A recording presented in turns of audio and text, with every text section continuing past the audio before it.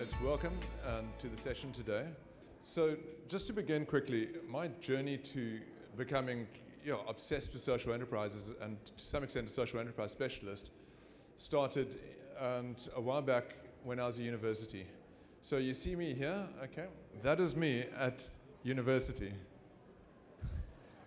Typically I had a beard, and in first year I wore a leather headband as well, a bit like Bjorn Borg and the tennis player, so I had one of those. And needless to say, when I was at university between 92 and 95, I was a goth, and sometimes a metalhead, it varied. And yet I was studying a business science degree. So you wonder, like, how does this all mix? And it briefly started when I was at school. I wanted to be a social worker. And does anyone here study social work? Okay, so social work was the only alternative we had to get involved in social issues. And I ended up in the army. We had to go to the army or we were thrown in jail. And I was a paramedic who ended up living with the Sun Bushman community of 3,000. So I was responsible for primary health care and all of that when I was 18. And I decided to be an entrepreneur. I thought, let's change things. It was so obvious that we could change things in this community. We could change, the levels of health, the levels of TB, everything that was happening. So I started, quite naively, busy going about my work. And by the time I got out of army, I'd been court-martialed. I had death threats. And when I was first year university, I had military police rocking up in my house trying to take me back to the army. So that's how much drama I caused. So needless to say, I thought social work doesn't give enough power. It doesn't deal with organizations. It doesn't deal with the systems. Study a business science degree. So that was why I was a hippie, a metalhead, a goth, whatever it was, studying a business science degree. And then when I graduated in 1995, I joined the nonprofit sector.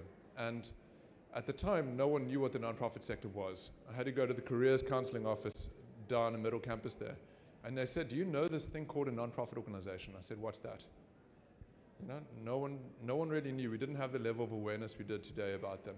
So anyway, I started working in it. And the first thing, I realized that nothing ever made any sense to me.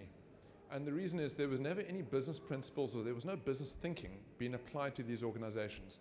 It was just full of political activists and social workers. So pretty much in the 1990s already, I made it my journey to try find a way to link business thinking with social purpose. And that's how it all comes together in this idea of a social enterprise. So today I'm going to cover, starting off with two examples about well-known social enterprises, and then moving on to some local brands you might recognize. We'll talk about what is the potential, so how big they can actually go, look at some commonly agreed definitions, and we'll also look at a checklist that you can use to identify if something is a social enterprise or not a social enterprise. Finally, we'll look at the fact that social enterprises are as a result of a convergence between business thinking and the whole social purpose, or between conventional businesses and nonprofit organizations, and we'll have some discussions about the different challenges involved. So Green Pop is a social enterprise that's very much involved in environmental campaigns, greening, planting trees. And it's particularly good at engaging with volunteers. If you look at the stats there, they've had 3,500 volunteers and paid their own plane tickets to fly up to like Zambia and other countries to plant, and that's what, to plant 40,000 trees, benefiting about 120,000 people. Now what's interesting about Green Pop, and you can read up more about Green Pop on their website, is that they have the legal form of a business. They're a closed corporation, so which is busy converting to become a private company. So that's their legal form. It's a traditional business legal form, but if you look at how they've run it, they've made it into a social enterprise. So let's look at the other side of things. Has anyone heard of Greater Capital? Okay, so Greater Capital is very active in the whole impact investment field and in the social research field. It's 100% of its income now comes from income it earns, so its clients pay it. In other words, it doesn't get donations anymore. And Greater Capital has a legal form of a non-profit organization, and it's classified as a social enterprise. So you can see here already the point that I'm trying to make here is that when you talk about social enterprises, legal form is irrelevant. It makes absolutely no difference. You can be any one of the non-profit forms, or you can be a for-profit form, or you can even be a combination thereof, which we call a hybrid model. It doesn't make a difference. Social enterprises depend on other criteria. And that's one of the reasons why it's so difficult to identify social enterprises in South Africa. Because you can't just go to a company database somewhere in Stats SA and say, give me a list of all the social enterprises. It also means that there might be lots of organizations out there that are social enterprises that no one knows about. So some other local brands. Does anyone recognize any of these social enterprise brands? And U-Turn, Open Africa, Communicare, Shown Equip, anyone? Okay, so when you get this presentation later, just go Google some of these and see what they do. Some of these will have a for-profit structure, others will have a non-profit, and others will have a combination of them. And you realize that there are quite a few really good social enterprise examples in South Africa. And the reason why this sector is quite recent, though, is because our non-profit sector has been extremely well funded. You know, if you look at coming in the transition, coming out of apartheid and stuff, and with HIV, huge amounts of money were thrown into the non-profit sector. But what happens now is that it's just that amount of money isn't increasing at the speed at which is needed, and we have more and more organizations competing for that money. Can anyone tell me, by the way, how many non-profit organizations are registered in South Africa? Anyone? Guess. 20,000. No, higher. 130,000 non-profits are registered. Okay, so that's how many non-profits, and most of those would be something called voluntary associations. So that's a hell of a lot of people. And it's estimated that they employ about 1 million people in all. So, and it's a very sizable part of the economy. And all of those are competing for a very limited pool of money. Okay, so we talk about how big and the potential for social enterprises. If you look at the United Kingdom, which is the first example, and the United Kingdom has one of the best, most established social enterprise sectors. And that is because the government noticed, I think 10, 20 years ago already, that it wouldn't be able to deliver all the services that it needed to, and that there wasn't enough funding to go around. So it had to find a way of encouraging a different model that can generate its own income and deliver social services. So now if you look in England and the UK, there's an estimated 70,000 social enterprises generating, and this is about 18 billion pounds, okay, which is about 350 billion rand. This is money that these social enterprises earn themselves, not donations, they earn themselves. 320 billion rand. And can anyone tell me how much money that every business in South Africa is giving to charity? It's about 8.2 billion rand. So 8.2 billion rand given to charity via corporate social investment in South Africa versus 320 billion earned by social enterprises in the UK alone.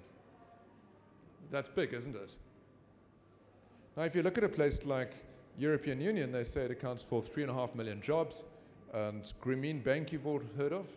So Grameen Bank works with over 85,000 villages in Bangladesh and helps 8.4 million people have benefited directly from its services. And then in Spain, if we head that direction, we've got Mondragon, which is a group of cooperatives that employs 74,000 people. So even though it's just starting off in South Africa, I wanted to give some indication about how big social enterprise can actually get. And what we're seeing in South Africa is just the beginnings, very, very early beginning stages of social enterprises and how they work. So there's this debate about what is a social enterprise. And this debate has never been won by anyone. No one anywhere in the world has managed to get a single agreed definition of social enterprise. We've got the International Labour Organization has had its try over there. We've got Greater Capital over there. The IDC has established a social enterprise fund, so that's the Industrial Development Corporation. That fund has about 100 million rand in. They've just given 2.5 million rand to Trademark, and about 30 million has been given to Lifeco Unlimited. And you know who runs Lifeco Unlimited? Pat Pillay. Anyone who knows who Pat Pillay is? E-newsreader. Pat Pillay, who recently quit. That's because of the IDC investment. So he went to go full-time with his social enterprise. And I've even had a try, though I'm not as famous as the other ones. So my definition is a social enterprise is a social business or business venture that exists to fix a social environmental issue and uses its profits for that purpose. Okay. So it's very simple. It's an enterprise. It engages in business activities. Profits are reinvested. So let's look at the criteria then for how you can identify if something's a social enterprise. So this over here is Social Enterprise UK on the right. I suggest you visit their website. So they're the biggest association, I think, in the world of social enterprises.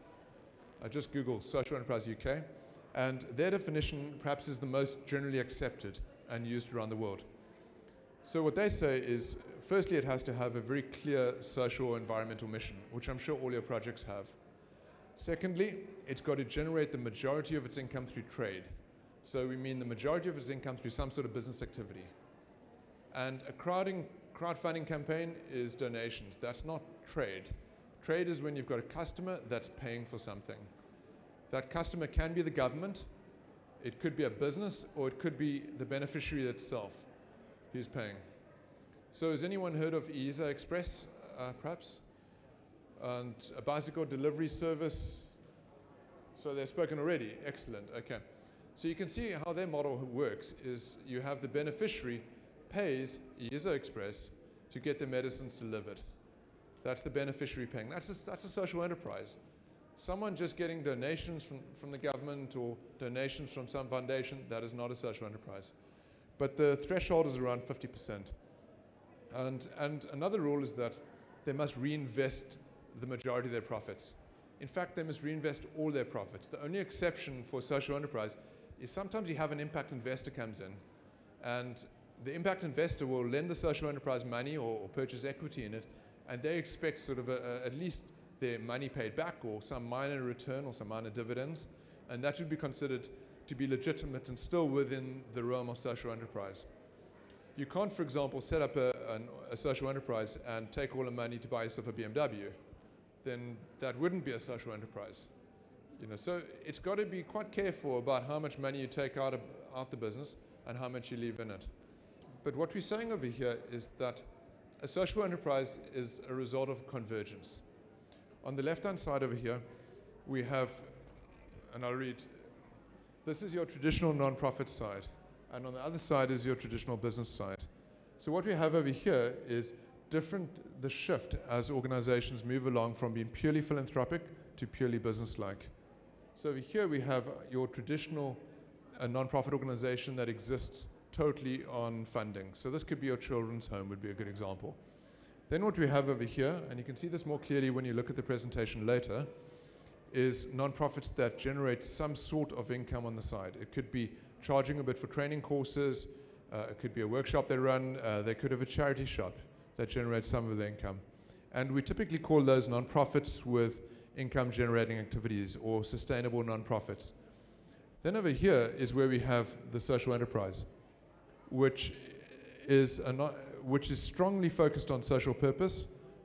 Income stays in the organization or any profits, and yet the majority of its income is generated through business or trading activity. So that's where the social enterprise fits in, column number 3 over there. Number 4 over there is what we call a high impact business. And a high impact business, we're seeing a lot of them, is someone who says, I want to set up a business, I want to get rich, I want to make money, that's okay, but the business that I'm going to set up must deliberately be designed to have a social impact. Okay, it must be designed to be able to get investment, to pay back dividends to investors, all of that. So that's what we call a high impact business. On this side is what we call places like Woolworths, the socially responsible businesses. A business that says, let's try do good. Let's give to charity, let's recycle, let's get our supplies from sustainable sources and that type of thing. And then the far right is your conventional business, what I sometimes call like the Wild West business. And you can see that there's definitely a tendency for all organizations right now to be heading towards the middle in the spectrum. So when you're working on your venture and your project, you'll need to think, where exactly are we going to be positioning that? Will it be a non-profit with some income-generating activities? Will it be a social enterprise, or will it be a high-impact business? There's no right or wrong. It's simply what best suits what you're doing. Can anyone think of an example of a high-impact enterprise? An enterprise that's deliberately designed to have a social impact, but is privately owned and the shareholder can get wealthy. Can anyone think of an example? Netcare. Netcare, I'd say, is in the border though, because it's like a hospital. Like, where do you place a hospital or a clinic? And a lot of those are like responsible businesses within that deliver medical services, in a sense. It's quite a tricky thing. And it comes down to the shareholders' intention. So the people who set up Netcare and who run Netcare, are they following shareholder wealth as their primary measure of success, or they're looking at their social impact as their primary measure of success?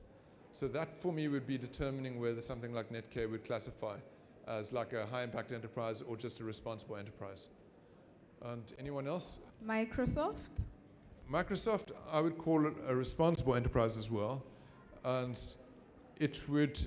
but Microsoft has set up that foundation, the Bill and Melinda Gates Foundation. And that foundation, in that case, doesn't actually generate any income, I don't think. So that foundation of theirs would be pure on the left over there. And Microsoft itself, I'd say, responsible business. So you can see how, and it's quite tricky. If you look at, read up on the Green Pioneer Accelerator, which recently has launched. So anyone who's got projects in the green space, you should definitely follow that. You'll get some good examples there about what are high-impact enterprises and what's the difference between that and a social enterprise. Okay, just moving on, what's unique about them? And can you think about what's different from a social enterprise? What's unique compared to a traditional business? Like, why would someone start a social enterprise over a traditional business? I mean, what's the difference between the two? Anyone? It's due the end goal. Okay. Yeah, the social enterprise. The end goal is to make the world better, I guess, in a way. Okay, no, that's correct. And compared to a traditional business, anyone else? Sorry, one more. It's more about creating social value than economic value, but they're equally as important within that vehicle. And you can see over here that we've touched on the first point. So the big difference is, number one, it's designed for social purpose. Number two, the profits are reinvested, whereas in a conventional business, the shareholders want as much profits as they can from the business. And number three, and there's been a lot of evidence that a business that has a strong social purpose is more likely to attract competent staff, have a positive organizational culture, everything that you study in industrial psychology at UCT. And okay, now if we look at it from a traditional nonprofit perspective, what would you say are the advantages of a social enterprise over that model? And you can see that I've left a bit more space, so that list is a bit longer. I think that the primary difference is sustainability. So nonprofits don't know where the next rand is coming from, and they constantly have to budget based on a system where you're budgeting not for long-term growth, but you're budgeting to spend in the short term, because you don't know whether you're going to have, like if you have $1 million this year, you don't know if you're going to be able to run a 5-year project, because you don't know if you're going to get that $1 million again next year. You might get 500,000 rand. So that's the primary distinction. Excellent, that's perfect. So I've got a bit of a longer list there. So for me, so everything from freedom about how to spend your money, building a reserve, discretionary expenditure, all of that. It's just the nonprofit model never made any business sense to me. It was like designed to fail almost, if you look at it through a financial lens. And I remember back in, I think it was 1996, I wrote my first budget. I was financial manager of the first nonprofit I started working with. And I remember I included something called profit margin. And I got this very, very angry call from a donor called Interfund at the time. And they said, what is this that I've written in that proposal? And I said, no, it's a profit margin. How else do you expect us to survive? And there was this shocked silence on the other side of the phone. And they said, nonprofits do not make a profit. It's wrong. It just isn't done. Take it away. Okay, so anyway, I went back to the drawing board and I hid the profit margin inside the costs. And the donor was happy, but they didn't know. Okay, and there's an ability to potentially get impact investment. There's an ability to scale. Do you see? This is the other big thing, is that if you ask any nonprofit organization, traditional model, how much more impact do you need to have? The answer always gets around, we need to have about 10 times more impact to really be making a difference. About 10 times more. So I said, where's the money going to come from? They said, we don't know. You see, because there's about, I'd say, between 20 and 30 billion rand floating around in the sector. Now, if everyone wants 10 times more money to have a social impact, it means you've got two choices. Either we need to get 300 billion. I don't know where that's going to come from, unless organizations earn it themselves.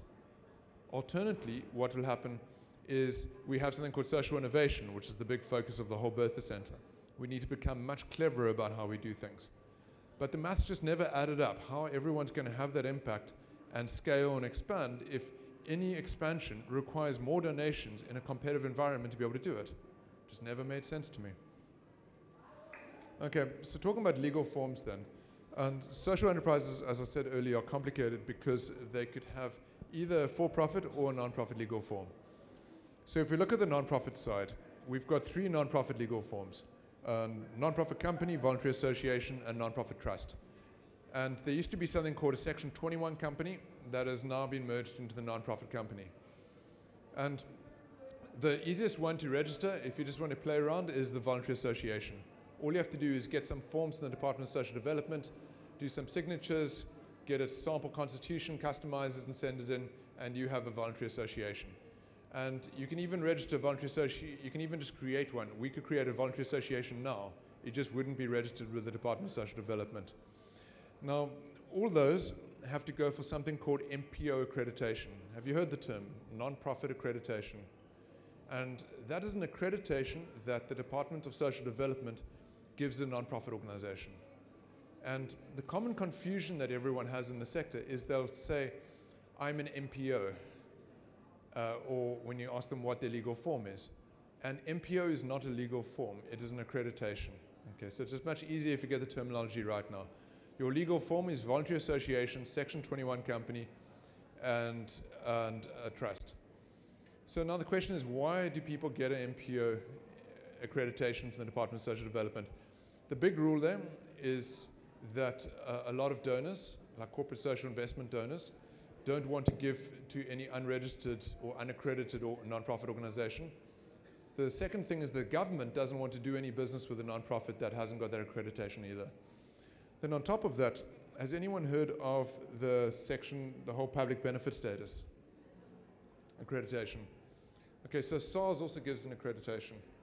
And what SARS does is, and this accreditation gives one of those nonprofit entities tax exemption, okay? And a whole bunch of tax benefits. It also, SARS also offers something called Section 18A accreditation, which is an accreditation that allows the giver, in this case the Corporate Social Investment Department, to donate or declare any donation to a nonprofit as a legitimate expense. So it reduces their taxable income. So that's what's available on the nonprofit side. And a lot of social enterprises have chosen this model. And though a number are scared of losing the whole accreditations from SARS if they generate too much income. But the truth is there's a lot more flexibility. On the business side, we have a number of choices, everything from sole proprietorship to a nonprofit company. To a private company. And a private company would most probably be the best one if I had to set up a social enterprise now on that side of things. And of course, you can have both. So you've got quite a few nonprofit organizations have engaged in so much business activity that they've said, let's create actually a for-profit wing or social enterprise arm. So something like NICRO's done that, Learn to Earn has done that. And a lot of the bigger nonprofits might have done this step. So next step is, what are the biggest challenges faced by social enterprises in South Africa? You guessed correctly, there's access to support, access to finance, access to markets. So that's definitely the biggest challenge. Can anyone tell me, just quickly, what you believe one of the biggest support problems are that a social enterprise faces in South Africa? Most of these social enterprises, they fail to align their outputs with corporate companies. So there's a failure of alignment. So I mean, as a corporate company, I will not support a certain MPO if they do not speak to what I'm also trying to deliver. That's actually one of the reasons why people choose social enterprises, so that they're not subject to donor agendas, such as a corporate agenda. And having said that, and social enterprises that want to serve or work closely hand in hand with corporates need to align their agendas quite closely. Okay.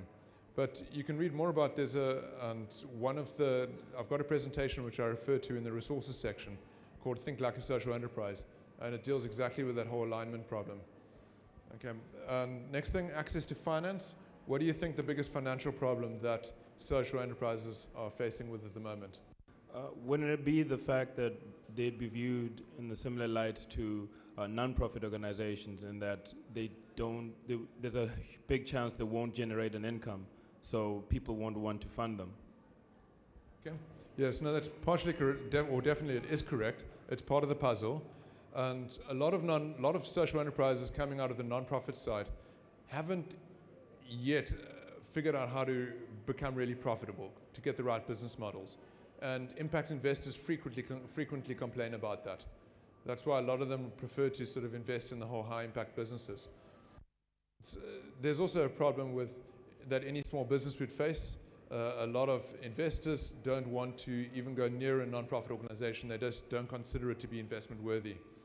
And the last one is access to markets. What do you see as the biggest problem for social enterprises there?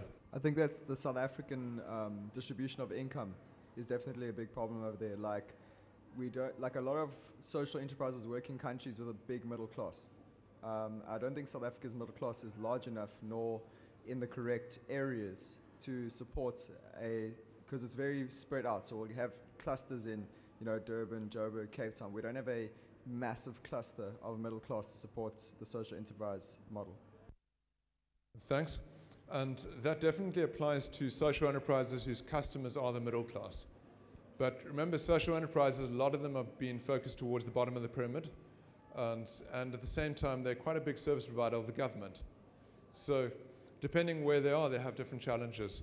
So I'm going to skip over the next 3 slides, which is just explaining the results of research done in this area by the Bertha Center. You can get the presentation later from UCT Upstarts. And just wrapping up, some resources you can look at. And we've got, this is 3 good guides, and the hyperlinks are in the document. If you want to read more about social enterprises in South Africa or exactly what their definition is. I've also got a number of presentations on my website about social enterprise, particularly the business models. And the second last presentation is this idea that even though it may not be appropriate for you to get a social enterprise business model, you can still adopt the paradigm of a social enterprise. And that presentation explains how that can be done. And then on the one at the bottom are for those people that are thinking about more of a hybrid model, about having a for-profit or a non-profit working together. And that presentation there discusses when it's appropriate and when it's not appropriate, and exactly how one would go about setting that up. So I encourage you to look through all of that. And if you want to there's also some comments in the presentation, just if you want to reflect in the next couple of days on the presentation and on your project. You can see we ask the questions like, who's your beneficiary, who's your customer, would your enterprise be able to generate a surplus, would it need some sort of investment, and how much control you would require over the enterprise. And that for me would perhaps be in the biggest criteria of whether you should go the non-profit route or the for-profit route in designing and setting up a social enterprise. Okay, that's everything for me so far.